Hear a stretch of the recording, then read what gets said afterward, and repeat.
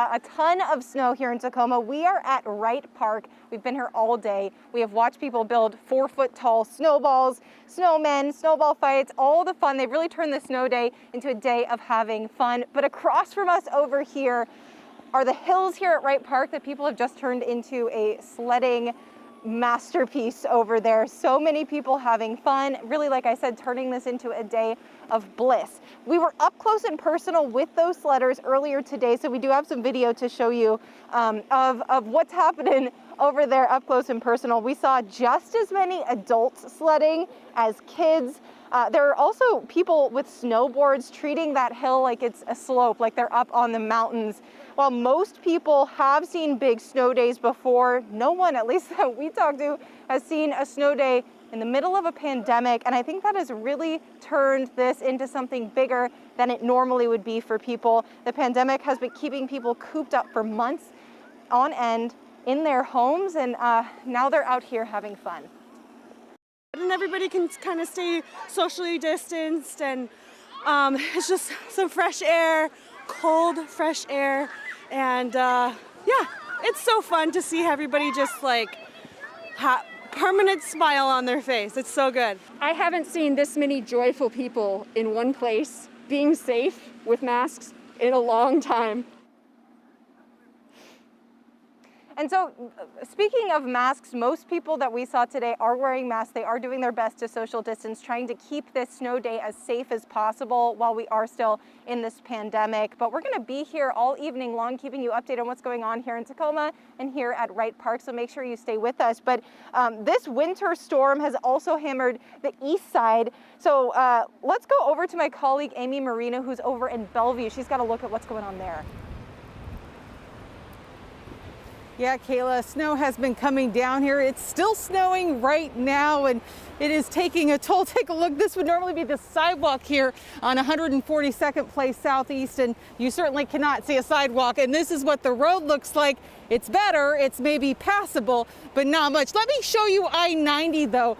WashDOT crews have done a great job making the main part of I-90 passable.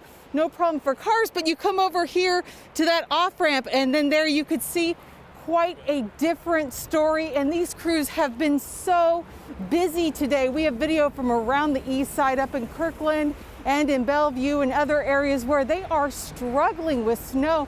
We saw a snowplow that was even struggling. You know, they have been working through the night. Some of them now are dealing with mechanical issues and also falling victim to these conditions themselves, having to try and navigate this heavy snow. In addition to that, there are those closed roads, and we saw some drivers abandoning their vehicles. They are telling you not to do that. It's a very dangerous situation. Of course, this has been a nightmare for bus drivers. Over here in Bellevue, we saw one Metro bus that they were just stuck waiting on a tow, waiting to get some help. That causes a problem if they're stuck out in the roadway. So it's just something you have to be really careful about right now, and really a headache for people over here. We went into some of the neighborhood areas. Of course, there's no snow plows heading into those at this point, and people are, in a lot of cases, unless they have four-wheel drive or they're ready to really start digging, they're kind of trapped in their houses right now. But over here on the east side, it's still snowing. It's been coming down for most of the day, and people are just having to make do. We saw quite a few people actually walking to the grocery store, because if you don't have four-wheel drive and you're not fairly close to a main road, you might have a hard time getting out of your neighborhood. Back to you guys. Thank you. And speaking of making do, well, we are monitoring some power outages around the region right now, impacting thousands of people. Puget Sound Energy is dealing with more than 190 outages. That's affecting more than 11,000 customers. In Grays Harbor, 8,500 customers are without power, and nearly 6,000 in Snohomish County dealing with some outages. We're also hearing about widespread outages in Lewis County. We'll keep track of it for you throughout the afternoon. And let's give you a live look here at the city of Seattle, where the snow is still coming down, and with some wind, it's kind of pushing sideways. Now, the record for snowiest day in Seattle was January 13th, 1950. We got 20 inches that day. We're not going to approach that, but it is snowing a little harder in Tacoma. Let's give you a live look down there. And you can see obviously plenty of snow, but some of the roads look like they're cleared out pretty well. Meteorologist Rebecca Stevenson. So we're obviously not going to approach the record for snow in a 24-hour period, but how much have we gotten so far? Well, yesterday, Seattle at SeaTac has a new record of 2.2 inches of snowfall for the date. We haven't gotten all the data in for today's totals, but I wouldn't be surprised if we broke another record, Steve. In fact, we're looking at some of these areas where there's just beautiful snow shots. At La Push, I have an estimate of about 2 inches of snow in the reports that have come together here. So a very pretty day. Snow and sun on the Washington coast. Poulsbo report of 4 inches of snow here, and you can see all the rooftops covered in white.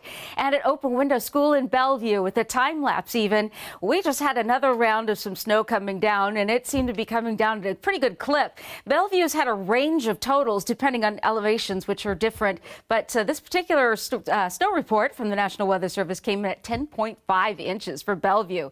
And of course, Snoqualmie Pass, it is up there. Chains required both directions. There are snow reports. Here's some for you. Carbonado, 18 inches called in. Olympia, 15.5 inches, 14 inches for Graham. Lacey came in at a foot, and so did this report for Bellevue.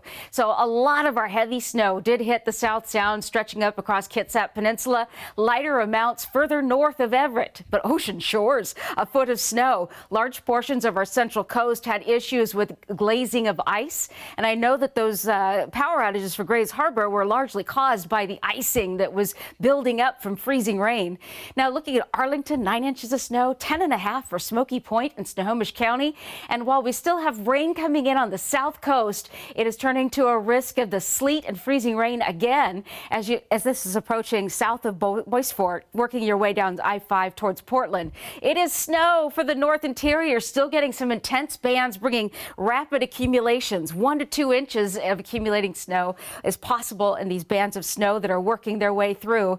But it is the south along I-5. We're so concerned about freezing rain, putting a layer of ice on the roads. Temperatures staying well below freezing for us. And our winter storm warning, you guys, has been extended till 9 p.m. tonight.